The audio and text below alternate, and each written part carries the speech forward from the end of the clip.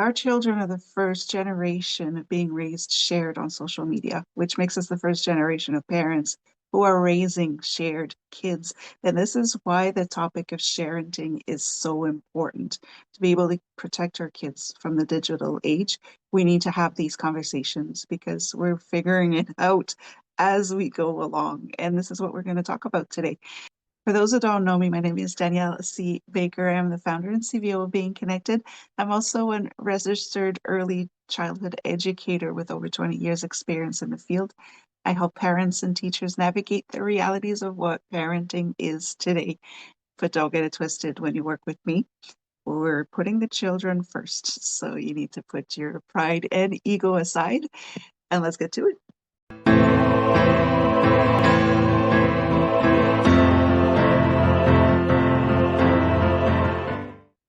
Hello and welcome to the Talk to Danielle podcast. I am your host, Danielle C. Baker. And before we get started, be sure to like, follow, and subscribe to whichever channel you're listening or watching from. And of course, this is season 3, so I invite you to go and check out the last previous seasons, the last 2, so you can have a look at some of the topics that we've already talked about. There may be things there that will kind of resonate with your reality now. So I do invite you to check out the 2 previous seasons. So we're going to jump right in with sharenting. A lot of people don't even understand that term yet. What is sharenting? And I'll get a little bit into that very, very soon. But first, I would just want to address the fact that I am, in this episode, I'm not going to be talking about the parents who are exploiting their children for content on social media, right? So not the parenting influencers, the mom bloggers, or anything like that. I'm talking about just us average everyday parents who just like to share some of our children's milestones or funny anecdotes or just to find other people who can relate to our realities in parenting, which is harmless in a sense, but because we're doing on a very public platform, this is where questions start to come up. And this is where there's a very blurred line as to whether or not sharenting is safe for our children.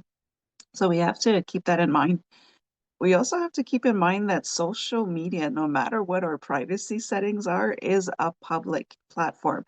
If you actually take the time to read the terms and condition, everything that we post on there, even if you choose to keep your profile private or your account private, it belongs to something. All of the videos, all of the texts, and all of the videos you post on there is like putting up a huge billboard in your town, or in this case, the entire world. So there's nothing private about social media. Let's make that very clear. It's been made clear since social media exists, but people are still fighting to say, no, this is my stuff, it's my privacy.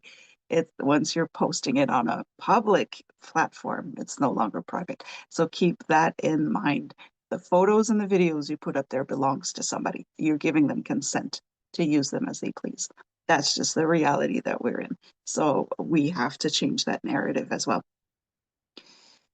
Before we jump in, I do want to explain what sharenting is. As for some, it's a rather new term because, like I said, we are the first generation of parents who are raising shared kids, and that's what sharenting is.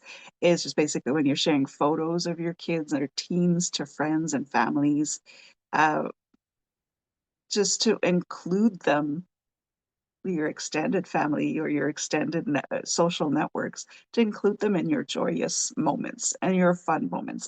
Some parents take it a little step further and start talking about their problems and how ungrateful they think their children is. And this is where that blurred line is, but it's essentially just sharing everything that's going on in your family so that your friends and family that are away, they're not near you, can get to see what's happening, which is in itself a good thing. It's kind of like the family newsletter that people would send out once a year in the post. But we have to make sure now that we understand that it's not just for the people that you are addressing the envelope to now. You are spreading all of that information to the entire world. Everybody can have access to it. So that's why we need to find ways to protect our children's privacy, respect their views as they're getting older. There's some things that they're not going to want you to share, and that's okay. And to teach, to use those moments as well to be able to teach your children valuable lessons about consent, because that's really what it boils down to. And this is why sharenting is quite controversial right now, because even if you have a baby, you're not really getting their consent to be posting all of these uh, hit stories, photos, or videos about them. You're not consenting to them. You're just putting it out there, and they have to deal with it later on. A more general definition of sharenting is what parents do when they're talking about their kids outside of the family circle. So it could be posts, it could be blog posts, videos, um, or anything that you share through messaging platforms such as WhatsApp, Messenger, or any of the other platforms that you have.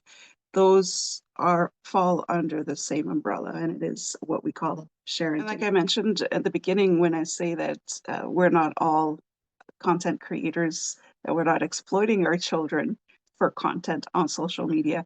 Most of us are just sharing the information about our children just out of love, basically. We're proud moments, um, sometimes frustrations because we want to be really, we want people to relate to our realities, but it's comes from a place of love and caring, not understanding the dangers that we're creating for our children in that. So when you are sharing information about your children on social media, there are two big things that you need to think about before you start sharing content about your child.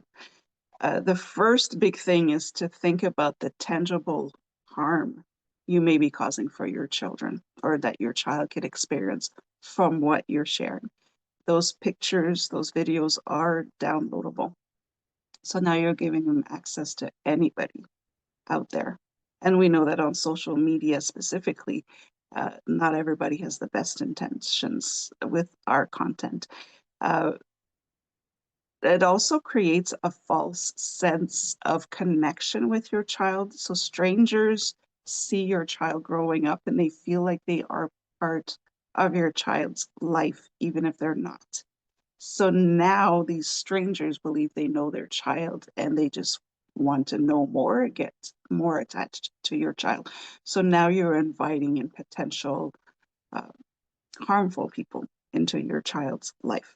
So it kind of brings us into that follow up to that is a lot of times when you're sharing, you are giving your location, you are giving exactly what your schedule is like, your routine, your daily, weekly schedules. We are habitual human beings. So now it is easy to see eventually that every Tuesday you go to the park. Every Wednesday you visit the public library. It makes you a target because as we know, when we're talking about predators, so I'm going to the extreme with this one, predators will groom the parents before they start grooming the child. So you're putting yourself at risk, which will also be putting your child at risk. You're also giving content where we're talking about cyberbullying and the impact on our children's mental health. So now we're talking about older children, not just babies. You may be the source that provides all of the information for your child's cyberbully.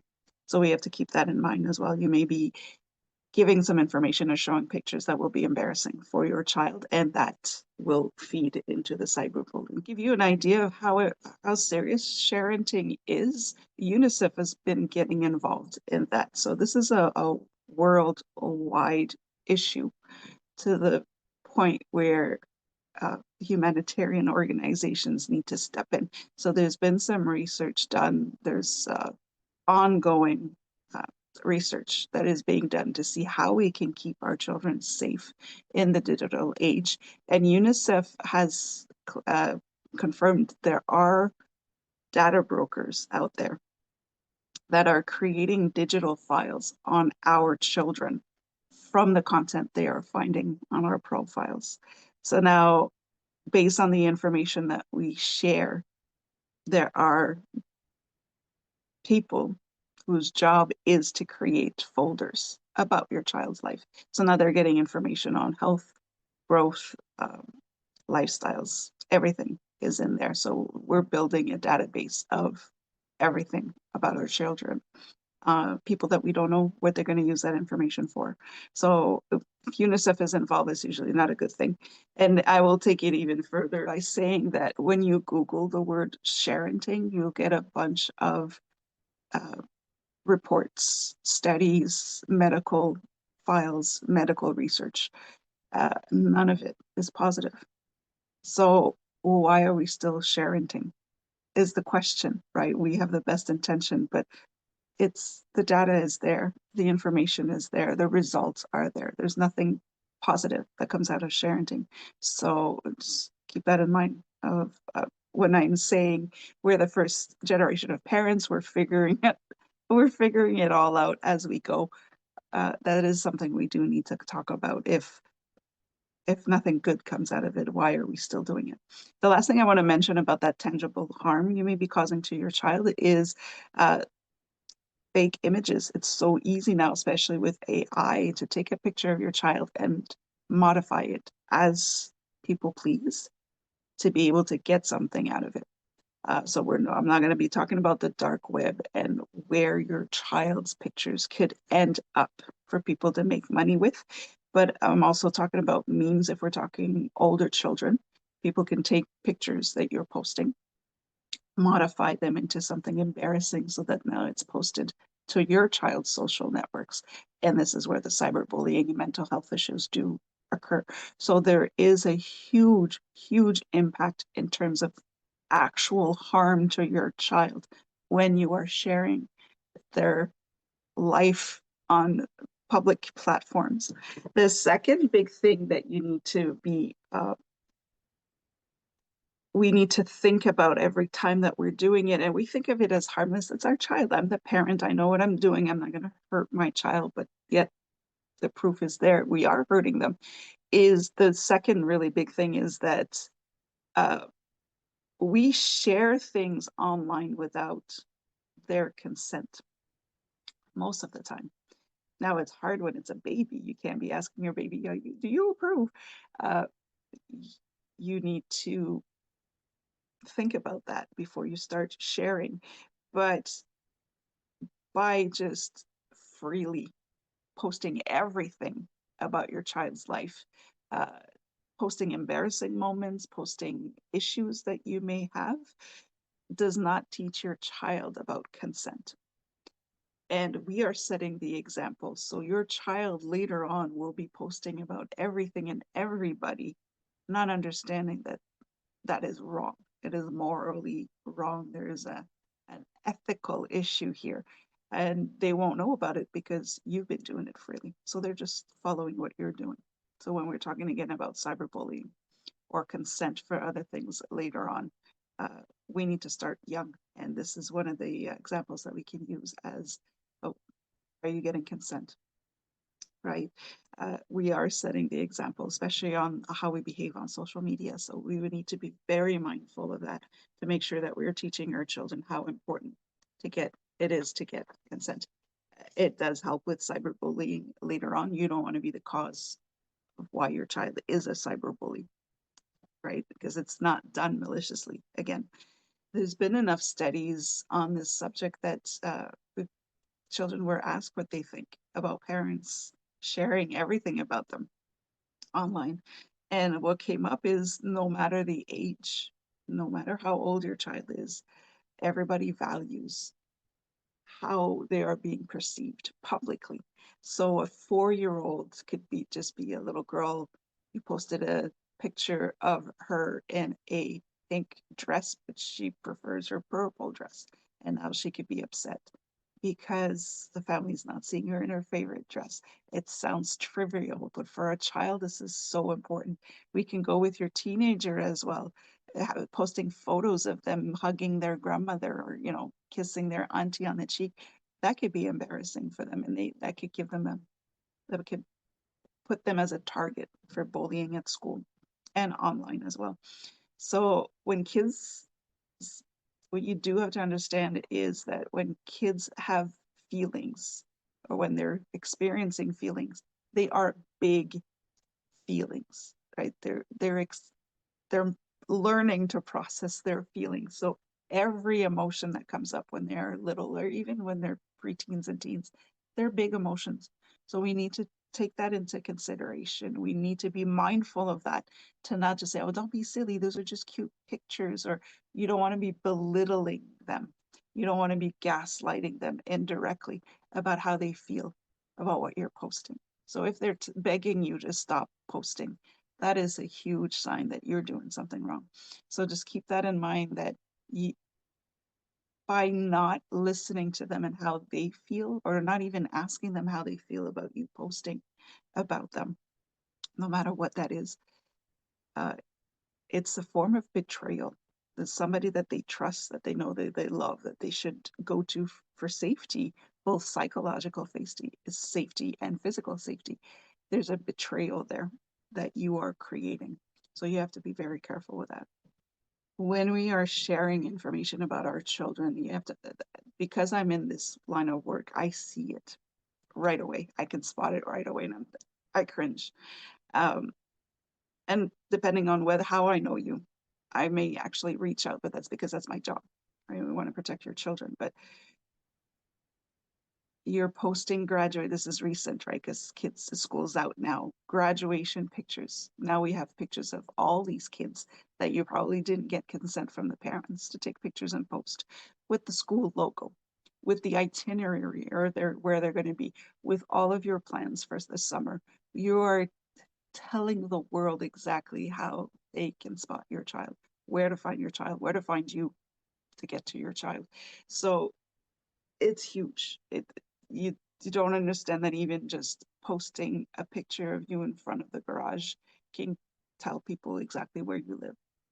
If you're posting about your trip that doesn't include the kids, now you're telling people that your kids are with somebody else or home alone if they're old enough. So you're, again, creating some pretty dangerous targets here. If you're posting right during the event or too close to the event, so you're posting about what's coming up, we're going to be there in the next hour, now you're telling people as well how to find you, how to find your child. And again, because we're habitual creatures, it's easy then to find a pattern to where your child is. So there is some dangers there when you're posting about a fair that you were at, an event that you were at a concert that you were at. You are feeding people all sorts of information to now know how your child is, and they can approach them like they've known them their entire life. It's also information that can be given to other people as well, where they can also harm your children. One of the major controversies about sharenting is not just the actual harm that we are doing for your child, the potential harm of your child, but also the fact that we are redefining what a childhood is. So in these beautiful moments where you're posting pictures at the beach, at the pool, we're playing outside, you know, we're eating our first cake, we have icing everywhere. Uh, the biggest issue there is that this is showing us that parents are spending their time on their devices during these moments, as opposed to being in the moment to create these moments of connection with their children. So we are teaching our children that posting about the event is more valuable than they are, because we're focused on our phone or on our device, as opposed to being focused on our child. So when we're talking about screen time and the examples that we are setting for our children, if you are preoccupied with sharing these moments, just know that now you're teaching your child that your phone is more important than they are. That device should not be anywhere near you when you are celebrating birthdays, when you're celebrating graduations, when you're celebrating your family time together at a cottage, or just walking to the park, playing at the park. The device should be down. You should be playing with your child. You should be connecting with your child then. So this is one of the major issues that we are seeing as well, is teaching our children that our devices and strangers thoughts of our family are more important than they actually are. So that is a very harmful thing when it comes to sharenting. The dangers aside of the outside world is what we're doing internally to our child in terms of their sense of value and how important they are to us. We don't mean it. I know that most of us don't mean to be, okay, well, wait, hold on. I don't want to ruin this perfect picture, but we're ruining the whole moment for our children. So that is what we're teaching our children when we're too preoccupied with sharing. Another big thing too is we're only posting our highlights. We're not posting all the bad things that are happening in our family. So we're giving our children a false sense of reality in terms of they could be very chaotic in the house right now, but we're only posting good things. Oh, it's so wonderful. And the kids are going, wait, what? That's not happening. So they're going to start questioning themselves or whether reality is real or not.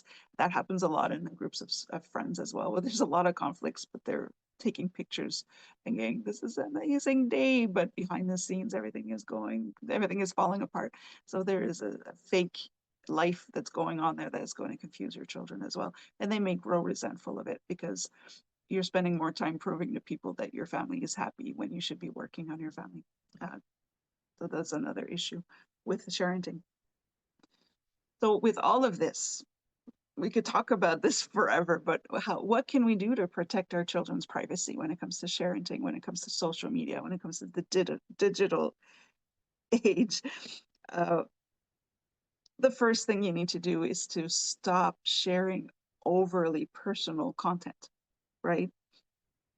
So before you publish your post, is it embarrassing for your child? And now, again, ego and pride aside, you can be thinking, oh, but it's so cute. Yeah, but for your child, that's not cute. Think of it as when you were growing up, if your parents were spreading that information about you, how would you feel about it, right? So stop oversharing overly private information or personal information about your child. Stop the embarrassing stories, right? The silly things that they say. Never, never, never, never post pictures or record videos where they are somewhat undressed. So even if it's your baby in a diaper, okay, it's cute. Or if it's just a picture of the back and they have no diaper on, so it's just little cheeks. It's cute. People like that, but some people like it too much. Don't forget those pictures are public property now, and you are putting your child on platforms that you do not want to have your child on. So again, just be careful. No, if you're at the beach, if you're on a boat somewhere, make sure that they're covered up, even if it's waist up for boys. Make sure that they're covered up. There are targets as well. Once you post something online, you no longer own that picture. It belongs to somebody, and that you gave them their consent by pressing post or pressing publish. So keep that in mind when it comes to the embarrassing pictures or stories about your child. When we talk about potty training, that is a big milestone. It is a frustrating time in parenting. But there's some people who enjoy those stories a little too much as well. So by sharing those, now you're opening up an entire other world to your child. Talk to your kids about what you're sharing online and talk to them about what they're showing online or what they're posting online, and talk about whether or not it's appropriate so that they can start working that muscle of before they press that post button.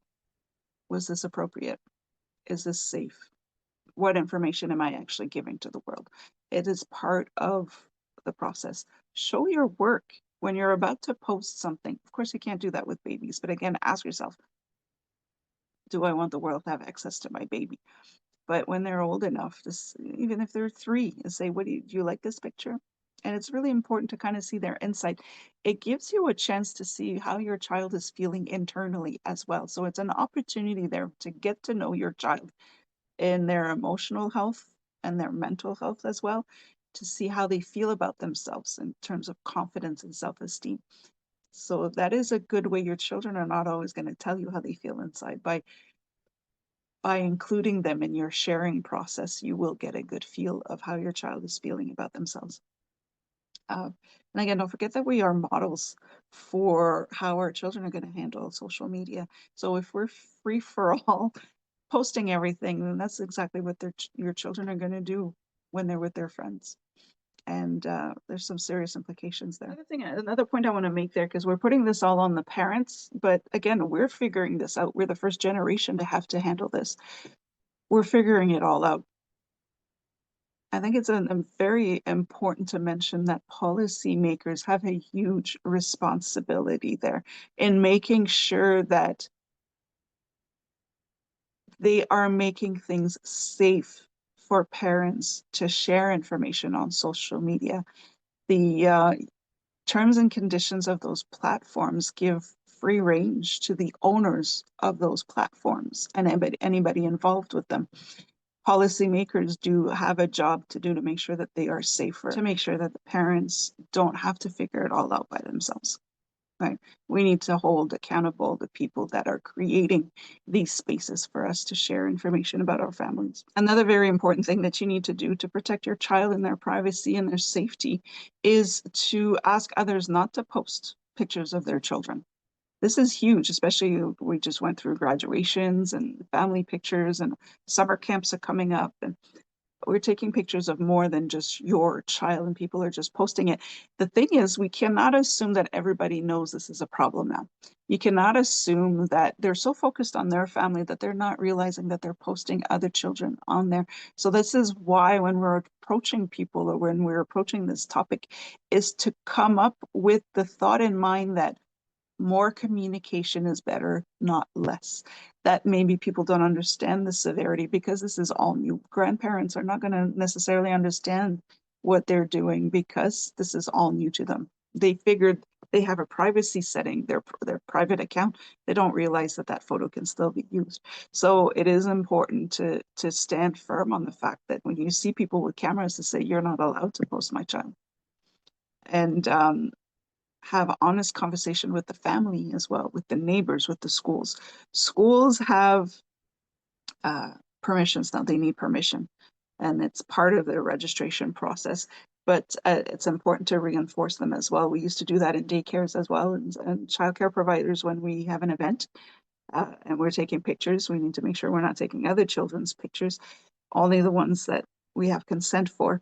But also when we're out, we used to do this. Kids had all the same colored t-shirts so we could spot them easy when we're going to visit a museum, for example. But other people are taking pictures of the kids because they think it's cute. All these little 3-year-olds are walking around matching outfits. They think it's cute. But we actually had to stop people and tell them, you don't have consent. Show me the parents' consent, and stand there and wait and watch the people delete the pictures. So it's a headache. It's annoying. We should be spending time with the kids, but we need to talk and educate people that what you're doing is dangerous and that's not right. So we all have a role to play in a child's, not just our children, but every child's life. Make sure that they stay safe. So how can you safely share information about your children and your family? That is another really tricky thing because you can never be 100% safe. Like I said, they're public platforms, they're social platforms. You're just posting a huge billboard to the world every time you upload a picture. So you can't always be, but there's a few things that you can do to make them safe. The first thing before you post anything or upload anything is ask, really look at the balance between the risk versus the benefits. If I'm posting, why am I posting this? Is this to brag about my child? Is it, right? What is the intent, the real intent here? Like I said, ego and pride. So you need to weigh in the balance versus the risk. Look at the picture. Oh no, my house number is right there on the garage door. Now I told everybody where my child lives. Oh, now they can see my child's bedroom and which window they're at. And so, again, things you need to look at, benefits versus risks before you hit that button. You also need to look at what audience are you sharing this information with, right? Have a look at your privacy setting, but again, don't forget that they're not fully private. But who are you sharing that with? If you have to be very careful if you're part of a parent group or part of a teacher and educator group on those social platforms, you have to keep in mind that not everybody in that group, even if it's a private group, they're not all real accounts, right? So what you're sharing, thinking you're in a private, safe space, especially with parents who have children with some kind of challenge, we tend to get emotional and share a little bit more. Sometimes we're sharing it to people that want you to share and will start a conversation so that they can get more information out of you. It's the same with teachers. When you're tired, overstressed, overstimulated, you will start sharing a little bit more, just kind of venting your emotions. And this is where it is easier to manipulate you when you are in a vulnerable state to get more information. So make sure you're careful with your audience, friends and family, right? Um, but that information is owned by somebody else now. You gave them your consent to share by pressing that send button. Other issue that I'm very strong on is how well do you know the people you're sharing with? I've, I mentioned the parenting groups and the teachers groups, but even extended families and friends, you don't know what's going on behind closed doors. You don't know what their search history is, right? How many times do you see in the news the people talking about their neighbors, but they seem like such a nice person. How well do you know? There's a lot of people that hold a position of trust in the community that shouldn't be trusted. So be very mindful again of what you're sharing with whom and how well do you really know them behind the scenes, right? Ask yourself, am I giving away my child's location? Am I giving everybody their routine exactly at what time they can find them, where, right? And then find you, because don't forget you're a target first. Predators do groom the parents before they groom the child. So the parents actually handed their child over to the predator most of the times. So are you giving away your location? Are you giving away your itinerary, your child's routine, the day-to-day routine, even what they like to eat and what they don't like to eat? We like to post about the child that hates the particular food but love this thing. But now you're making them a target to be lured in with that food that they like so much, right? Is the information embarrassing to your child? It's important to take that into consideration. I've seen posts for teenagers who are graduating high school and the extended family saying how ungrateful the child is for not inviting them to the graduation. So now you're putting that on the child. First of all, schools have a limited number of guests you can have, and you should be celebrating the child's graduation, not what your ego, right? So is it embarrassing? What are you trying to share out of that? What are you trying to get out of it, basically? And again, ask yourself, if your parents did that, if your parents put those stories out there about you, how would you have felt about it? Now I'm going to leave you with this one thing of what to do if you've already been sharenting, right? If you've already shared a lot about your child and now you're starting to see how what the risks, that there may be more risks than benefits in doing so. Just remember that you're not doing this, most of us are not doing this to hurt our children, right? We're doing this because we're proud of them. We want to share our family moments with the people that we love or the people that we care about. But so don't beat yourself up too much. Like I said, we're figuring it out as we go. So give yourself a little break, grace. But now that you know, uh, this is what you can do. So start looking at what you've been sharing. That is the first thing. Start looking, go back to what you've been sharing and start deleting, right? Delete the stuff that can potentially give location, anything that has logos, you're taking pictures of the soccer game. Now you have the whole team's logos, information. And now people have access to the whole schedule of where they're going to be. You may not always be there. So again, just be careful with that. Uniforms, if you're at the airport, some people have even posted their boarding passes. So, you're giving everybody the itinerary for your cruise. You might as well just let them know where the hidden key is and under which rock your spare house key is. So just start deleting anything that could potentially put your child in danger.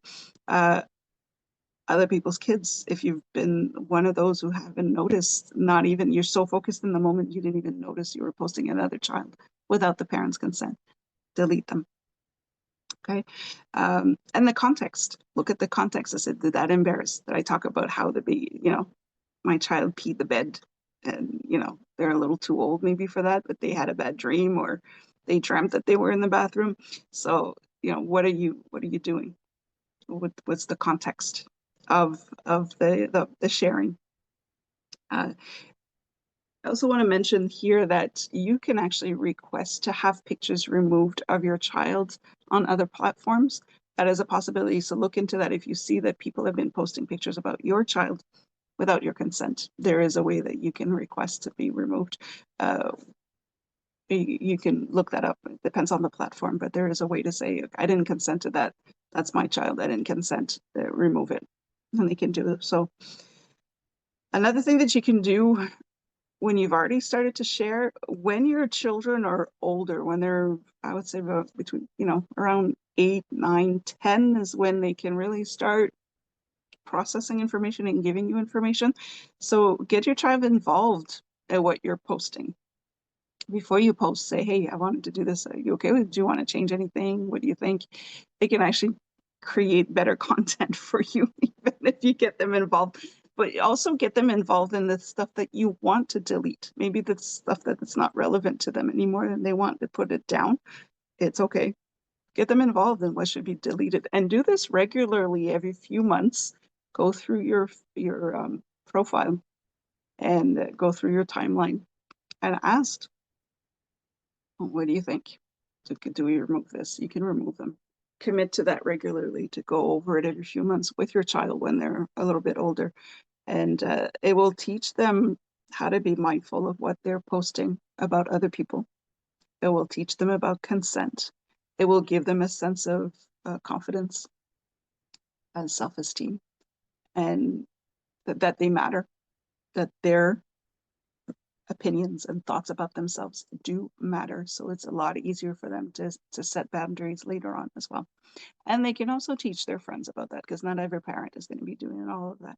So keep that in mind. There's just a few things. I know I could go on forever, but you can do your research on it, and just keep in mind that it's a question of safety. There's some ethical issues there as well when we're talking about exploiting your children for content.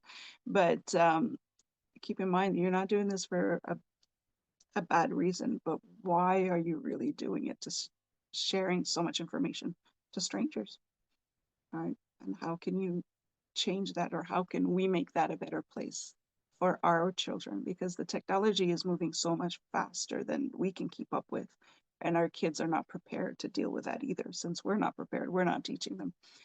So you do have a duty to do that as a parent, to make sure that you keep your children safe online. That's what I'm going to leave you with. If you have any questions, you can always contact me. And of course, don't forget to like, follow, and subscribe to whichever channel you're listening or watching from. And until next time, stay safe, stay awesome, and we'll talk soon.